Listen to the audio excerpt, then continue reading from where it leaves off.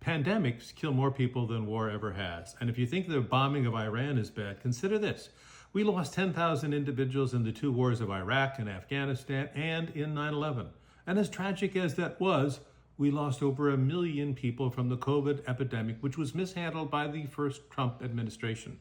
The entire reason we got Operation Warp Speed was not because of Trump's brilliance, but the scientists, all of whom have been fired or replaced at the FDA and the CDC. And what has happened recently? When RFK Jr. replaced the individuals on that vaccine advisory committee, he replaced individuals with literally hundreds and hundreds of peer-reviewed publications in science with individuals who are ideologues, people who consider spin more than science. And that's a problem.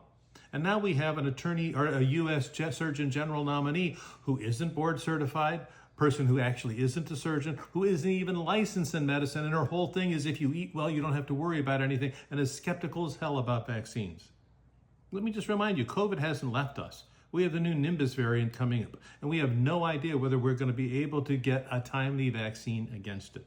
Yellow fever is coming back up again, and it might hit our borders. And yellow fever scares me more than COVID because it has actually wiped out entire villages in Texas before the turn of the last century.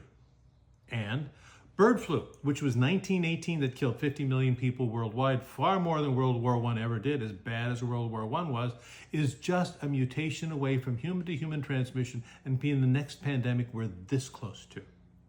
So, as bad as that is, you need to speak out.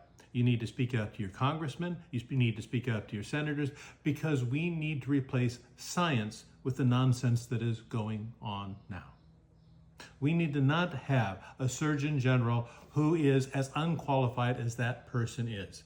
We need to have people in place because the next pandemic could be coming, and if you don't speak out, nobody will. And I know there seems to be a lot to speak out now, but I promise that there are plenty of us that speak out and people will listen.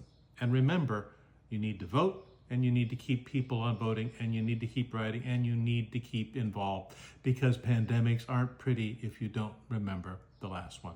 I'm Dr. Simpson. I'm actually board certified, peer-reviewed, published. I'm not going to sell you a supplement or try to tell you that if you eat better, you don't need a vaccine, because that's false information. If you like this information, follow me, but please share it widely, because people need to know where to put their energies. And now we need to put it in science and critical thinking, not ideologues.